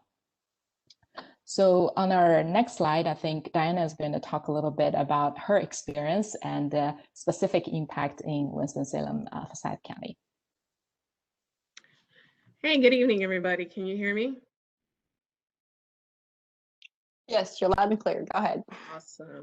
So my name is Diana Castano. I am an instructional coach for the dual language programs at Winston-Salem Forsyth County Schools. And my involvement with EnACTeD has started back in the 2017-2018 year during that planning team phase, and we helped out with the PD course add-on and family engagement with our county. And currently, I started my coursework in the fall of 2020 with the classes online, and it is definitely impacted me as an educator, but as well as the different participants that have participated in EnACTeD through the PDs and the program for the add-on licensure. We've had approximately about 10 DLI teachers that have participated and have been fully funded through EnACTeD to go through these courses. And We've had even teachers at some of our DLI sites who have the students, whether they be specialists or whether they're in the traditional classroom setting, be interested in servicing and helping students that are also have a diverse language background, learn a little bit more, and they've taken an opportunity and have gone on to be ESL teachers or other leaders that can help with the planning process that they're building. One of the things that we have definitely in our county have experienced from this is the impact that the teachers have that have gone through the program as leaders in their building. A lot of times we have DLI teachers, that are EPI or participate, or they're gen ed teachers that happen to speak Spanish, and they're like, oh, great, you can teach in our DLI program. But there's so much more behind what we're doing with our DLI programs and the philosophy and the idea behind it. So teachers who go through this program get an additional support and understanding the basic philosophies of what a DLI program should be. They get immersed in lots of literature and research and best practice. They get to network with other teachers that are going through the classroom. That in turn turns into leadership at their school building and also at the district level, where they're helping with developing research-based units, helping with planning. This year, we have, crazy enough, we decided that it's going to be adoption year, and we started with Maravillas and Wonders this year as the whole district, and for K-5, and it's been a blessing in disguise because we have all access to everything online, and materials as far as equity is great because now all of our schools have the same content, and we have the advantage of being able to use the dual language planners. But teachers who have gone through the EnACTeD course also have extra expertise on what makes DLI work. And through that, we've also been able to eliminate some of the not necessarily complaints, but some of the issues that maybe at PLTs where instructional facilitators or administrators in the building will say, well, the DLI teachers keep on saying it's different, they can't do that, but they just didn't have the words to articulate why. And now these teachers who are now leaders in their buildings have the way to advocate for why they can't be expected to do the same things as the monolingual classroom or the gen ed classroom. So they're able to articulate and advocate for their program and what is developmentally and appropriate for our classrooms. Also through this, we've been able to create collaborative PDs. We have started book studies at all of our sites. And we've been working over the past 3 years to make sure that everyone has completed the book study on Dog literacy from the start, to have that foundation. And that has really helped as well. Now, the great thing about everything through the EnACTeD program is the overall impact on students. You know how the saying goes, happy spouse, happy house? Well, happy teachers equals happy students. The student engagement in our DLI program, especially during this trying times with COVID, has really paid off for us. The student engagement, the participation, and the collaboration with the community and the efforts that our DLI teachers make to have that agency to be able to work with the families has really paid off. Our participation based on activities and simple reports that we've pulled from Canvas shows 98% participation of our DLI students as compared to less participation from our non-DLI students in engaging with online coursework. Also, we've been able to shift our focus or ideology as looking at our ESL learners or our English learners, and not looking at it as looking at them as an asset. Like, what are they bringing? What are they bringing in their language repertoire that we can help and engage and expand their language? And really look at that philosophy that what we are doing for our English learners in our DLI program is building and maintaining proficiency in their native language and also building that proficiency in English. And our monolingual students get the second language with no impact to their native language proficiency. So it's a win-win situation overall. And we're excited that we have branched out this year. We started our 6th and 7th grade. Again, through the powers of COVID, we've been able to start 6th and 7th grade at middle school level. And we're now even planning and looking forward to 2 years down the line, opening our high school program. So through the EnACTeD program and having more teachers and building that capacity has really helped with our advocacy and with our marketing and with just a better overall building understanding of our programs, where sometimes our teachers are singletons in the building as far as their grade level, and really being able to advocate for their program. If we go to the next slide.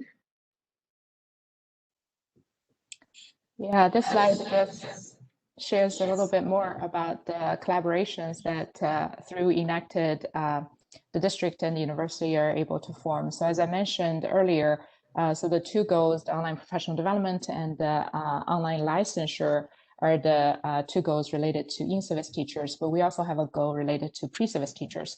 So through our collaboration, we're able to place pre-service teachers in our districts to be mentored by our teachers who also participate in our EnACTeD PDR add-on licensure program, which is a really nice mentoring model that really support our teacher pipeline. So as many of you know, that it is challenging, like we mentioned even in this webinar, that to think about how to recruit teachers and grow our own teachers. So that's one of the goals for EnACTeD, is to start this effort and to think about ways that we can grow our pre-service teachers into being a teacher in the dual language immersion programs in North Carolina as well.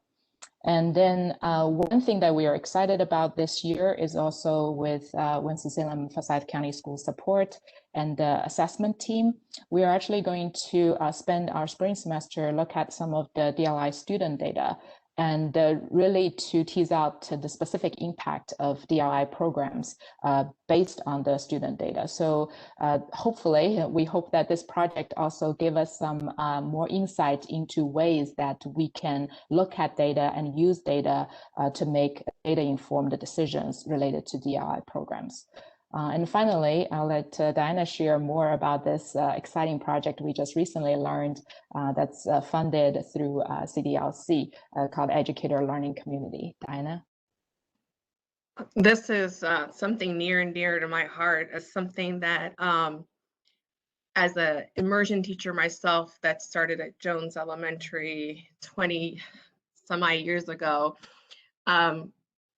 we in talking with Dr. Jane, started talking about different ideas and stuff, and she encouraged me to write this grant, and it was really thinking about how can we think about our collaborative planning and instruction in a different way across the state of North Carolina, and thinking about globally, how can we reach out to our local districts where we have teachers teaching the same curriculum, same standards, and pretty much sometimes in the sense of being singletons in their own building, creating materials and resources at several different schools, pretty much to address the same needs. So we wanted to think about a way that we can frame a thematic unit framework where we can use some common resources and be able to share the planning process and collaborate with other people across counties to create units, materials, resources, and be able to share this planning process that is research-based, using, all the theories and all of our guiding principles and philosophies that are just grounded in sound theory and vetted by classroom teachers. That's available for our teachers in order to have access to good resources. They don't feel they have to continue to reinvent the wheel. So we're really excited about the possibility of creating a PLT across counties where our grade level teachers can work together to collaborate to make some fantastic units and resources for our DLI programs. Thank you, Diana. So, Emery, if you can go to the next slide. I'll just comment a little bit about next steps. So as I mentioned, we are really thankful for all the collaborations that have taken place, and we definitely want to continue this type of collaboration and expand the collaboration with DPI and the other IHE colleagues. And then we currently have been doing ongoing needs assessment involving our districts and schools. So if any of you have any ideas or feedback or input that you would like to give us, think about ways that we can enhance our outreach to districts and schools or better support teachers who may be interested in going into the DLI program, please do let us know. And as part of this project, one of the goals is family engagement. So we have actually been hosting family and community interviews and focus group meetings. And what we're doing is that we're collecting feedback from our families whose children participated in DLI and ESL programs and get their feedback in terms of what they would like to see education is like. And we share that feedback with educators and teacher educators involved in EnACTeD program. So far, we have learned a lot, and especially through the last year, as you can imagine, we are all being very innovative and creative in ways that we can work together to support children's learning. And finally, we are very excited that we are doing some completer follow-up now, and we have an upcoming project that's this spring also. So our EnACTeD participants have the opportunity to participate in a showcase project. So basically, they can share their innovative practice in their schools or ideas they have for professional development. And if they submit it through EnACTeD, we will be those submissions will be reviewed, and up to 10 teachers will be selected to receive award of excellent projects. But in addition to that, the grant also makes it possible for us to award a monetary incentive of $500 for each teacher who submit those showcase projects and are being selected as an exemplary showcase.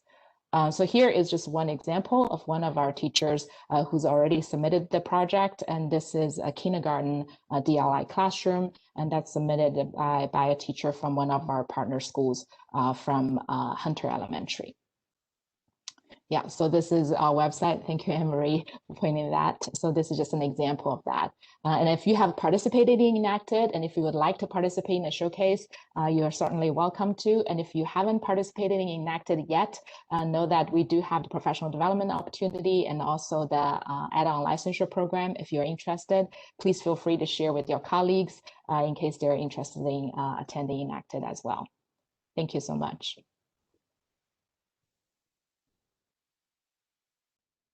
All right, and we did put the link to that showcase project into the chat box if you want to take a closer look at that yourself.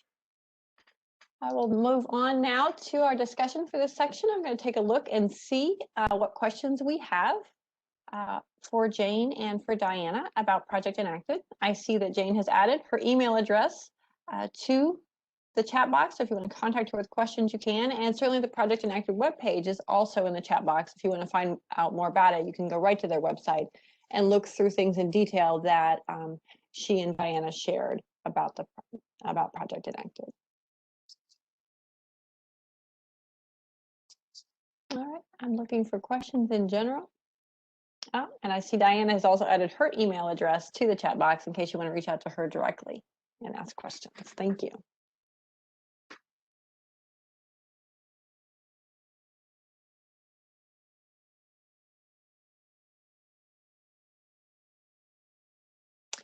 We did have one clarifying question come in. Somebody wants to know, is Project EnACTeD and the coursework you do and so forth, is it all online as well? Or are there face-to-face versions of it? So the add-on licensure program, currently all the courses in the add-on licensure program are offered online. Depending on, so the online version will definitely be available. depending on the further guidelines regarding, the on-campus course availability and our instructors' availability to teach on-campus sections, we do envision to have both face-to-face and online sections in the long run.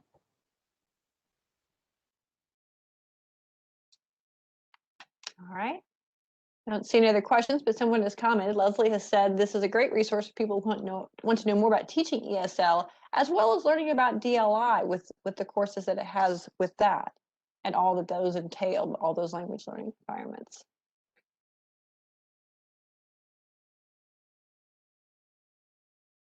All right, I'm looking for any final questions.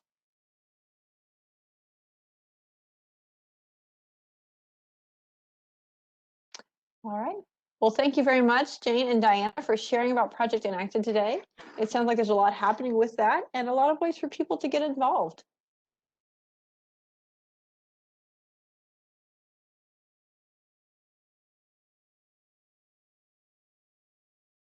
All right.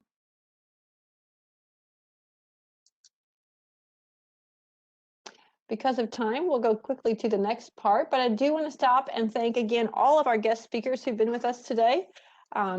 We know that this is a long session, but we've had a really good conversation and you learned about several resources with professional learning. We hope you'll go ahead and research those and share those with others who might be interested as well. And always know that we want to share from a statewide perspective any opportunity like that becomes available. With that, we're going to move on to the PD for DLI Educators section, which talks about some more of that PD and things that are out there and available for everyone. First up is our DLI book studies. I think most of you know about these by now, but we do have the first Thomas and Collier book called Educating English Learners for a Transformed World, available as a self-paced book study in Canvas through the NESIS or home-based system.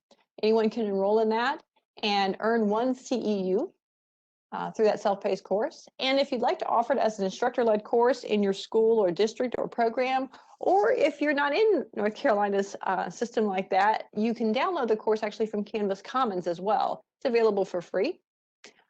We do have this information on our book studies webpage. You see some information here about our enrollment. Over 100 people right now are taking the book study number 1 in a self-paced way, but you can always get it under professional development. It has its own page called Book Studies on the website. Also, you may remember we've talked about before how we have a book study for the first book, but also the second book, Dual Language Education for a Transformed World, will also have an instructor-led offering for that book. We'll call it book study number 2. You may recall that Chapter 5 of Dual Language Education for a Transformed World looks specifically at North Carolina and looks at some of the districts and DLI programs you've heard from today, but it looks at others as well and talks about the outstanding success we've seen with the effectiveness of DLI programs. You may also be aware that there are 5 books in the Thomas and Collier series, and some of the co-authors are actually on the line today. They have these 5 books. The third book is about creating dual language schools for a transformed world, and it's more from an administrator standpoint. The fourth book is Why Dual Language Schooling, and it's aimed at looking at other stakeholders, perhaps even outside of education, to understand DLI programs and how they work and what they can do for students' lives. And the final book is Transforming Secondary Education, Middle and High School Dual Language Programs. And so all of those are available. Also wanted to share with you that just recently, North Carolina was given the opportunity to have a discount on all 5 Thomas and Collier books if you get the ebook and the video version that goes together. And so that information about the discount is available to us here in North Carolina. And I'm going to put that in the chat box, but if you need it afterwards, please just contact us directly about how that would work. And if you do sign up for the self-paced book study number 1, or if you're involved with book study number 2, we also have that discount. So that may help some of you when it comes to that kind of thing. All right. We did talk about earlier the upcoming FLANC conference and all that it brings. So I think you know quite a bit about that, but we do always have that as a reference as our NC conferences and on the website. And we also have other professional learning posted on the website. So you see here a couple of places, several places. So the Center for Teaching for Biliteracy that has some upcoming sessions that are online, as well as Dual Language Education in Mexico, duallanguageschools.org, and Carla at the University of Minnesota. So look on the website for details about PD coming from those organizations and how that might benefit you and your DLI program. Also coming up soon, we have the SCOLT conference, the Southern Conference on Language Teaching. That is our regional organization. So whereas FLANC is our state organization, SCOLT is our regional organization. It encompasses 12 states across the Southeast, plus the Virgin Islands. And so SCOLT has gone virtual this year. They will be March 18th to 21st virtual. There is a DLI strand included in all SCOLT conferences, so that may be something that you want to get involved in. Also, we wanted to make you aware, if you didn't get the email the other day, the SCOLT conference and 3 other March conferences or events are eligible for ESL and Title III sponsorships. And I'm going to pause and let my colleague Ivanna, who's our ESL Title III person on the DLI team, talk a little bit about that if she would. Sure. So we are always very excited when we can offer sponsorships. I mentioned that in the past, we've actually had the opportunity to offer sponsorships for the program at ECU. To be eligible for that when it comes up, it's typically because you are involved in some way with our advisory board for DLI. And so that is not something that typically goes up as a public offering, but just know that sometimes that is out there as part of our offerings. As you can see on the screen, there are 4 conferences for March, and Anne-Marie has already talked about SCOLT, that are available on the sponsorships. This is up on the website with the link there, with February 19th as your deadline to apply. Now, since everything is virtual right now, thank you. Since everything is virtual right now, these are actually virtual conferences. When we get back to face-to-face, the sponsorships include travel as part of the event and also a sub if that is something that you need. So for the virtual events, a sub, I believe, is still part of the option. And when you go to the website, as Anne-Marie has done, you can see in group 1, although the font's a little small, there is a recording, the first link there, that will take you through, that will take you through all of the information as far as how you apply, what kind of information you would need to give to the state. For the conferences, if there is a registration fee, the fees are paid by you and then reimbursed by the state if you are chosen to receive the sponsorship. We really want to encourage you to go check that out. You can see where the application form is, the Q&A documents, and the list of sponsored events. Now, there's only 4 listed in March, but we will be very soon putting up the next list that will include more that will be coming up in April and beyond. So there you can see, thank you for navigating. There you can see the information, and in the yellow you see do not register for an event until you receive the email notification that you have been selected to participate in the sponsorship. So you can go to the links for the conferences, look at the information, learn about the conference, then fill out the application for the sponsorship. But if you're not going to go to the conference, if you don't get the sponsorship, then please don't fill out the registration.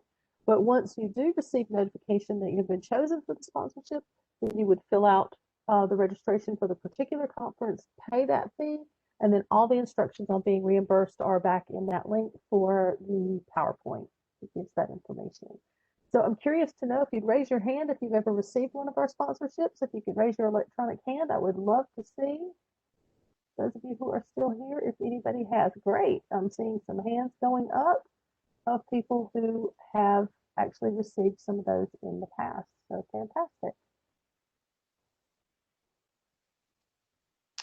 All right, so as she said, the deadline to apply for an ESL Title III sponsorship for one of the March events is February 19th, so that's coming up next Friday. Also, the next slide talks about some national conferences and meetings that, again, I'm going to let Ivanna talk a little bit about. Unmute again. So once again, NABE and the National Association of English Learner Program Administrators will be collaborating for the conference. These conferences were originally scheduled back in November with the hopes of being face-to-face by the time they were moved into April. But as we know, we are continuing with mostly online. You will see that NABE has a combination of on-site and online for their particular work. They're keeping a small on-site group, and then with everything else offered online. The NELPA conference is part of the pre-conference day for NABE. So you will see April 27th as the main date for the National Association conference. But there will actually be pre-conference sessions in March and in April up until the conference itself. If you are a member of NELPA, you automatically are registered for the conference this year at no cost since it is virtual. If you are not a member of NELPA, as soon as you join, you then will have the opportunity to attend the conference for free, or you can register for the conference, and I believe that then includes your membership. NABE is always, or let me go back to NELPA. NELPA in their strands, although the focus is on English learners, there is always something that is included that is related to dual language immersion. There are a number of people involved with the organization, and we do not yet have the finalized speaking schedule, but as soon as we do, we will share that with you. NABE, of course, the National Association of Bilingual Educators. Many of you have attended before, and it was mentioned earlier in the presentation as something that many of our DLI educators go to. This is actually their 50th anniversary. I don't see that. Oh, there, it's covered.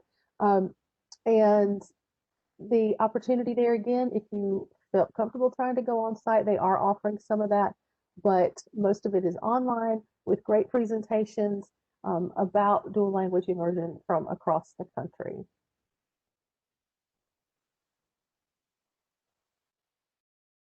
All right. Moving on to our actual webinar series, which is what we're in. We do this annual webinar series, and as you can see, we're always Thursdays at 3:30 to 5:30 p.m. Obviously, we're almost done. We're finishing up the winter series today, and our next webinar series will be in spring on April 22nd, and it'll be focused on advocacy and community buy-in. So just like today, you'll get to hear from guest speakers from across the state, various DLI programs and things like that who've done a lot with advocacy and earning community buy-in to support their DLI programs in different languages and in different schools and different types of programs. So tune in for that. Also, I just put the link to the DLI webinar series webpage in the chat box, because if you want the archives from today or from our summer or fall webinars, they're all posted on that DLI webinar series page in one place so that you can find them. All right, we're almost to the end. We have one more poll question. Which of these PD opportunities that we just talked about do you want to consider? So I'll open up that poll. Is it the Dli Book Studies, either the Blue Canvas course that's already a self-paced course and available to you? Is it the North Carolina conferences we talked about, particularly the FLANC Spring Conference that we spent a lot of time on? Is it other DLI professional learning happening February through June, or the upcoming DLI conferences like SCOL or NELPA or NABE? Or is it the DLI webinar series? So which of these do you want to consider? You can check all that apply for you.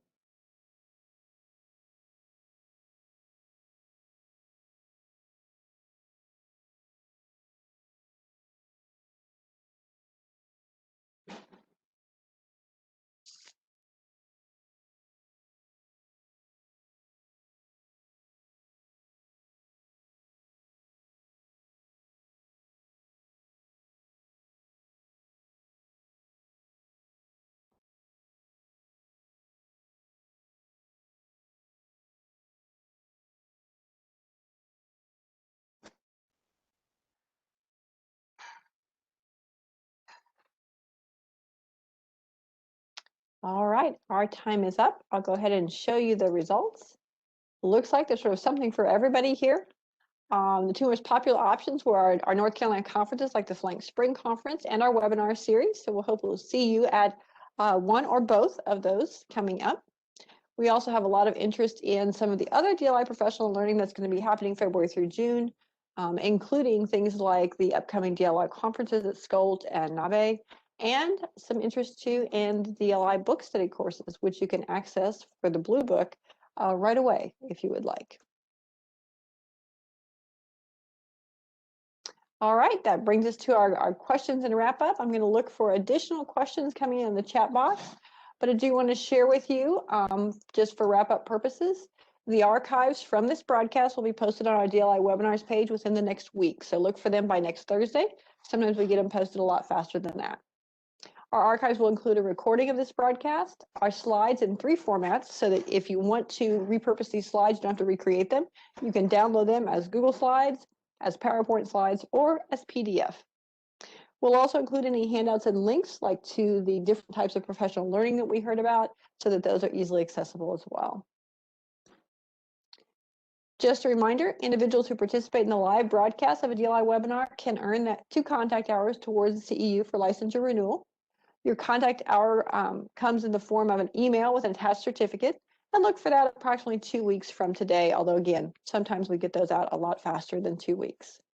Do remember, with any kind of professional development you do, your local education agency or district or charter school must approve professional development offerings. Some have a very defined process for how that's done, and some are a little more informal, but do check with your district or school about that.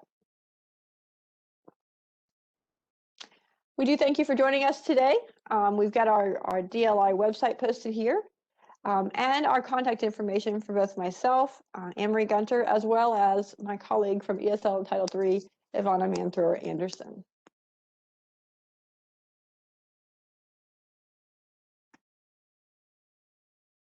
I'm going to look one last time in the questions box for any questions.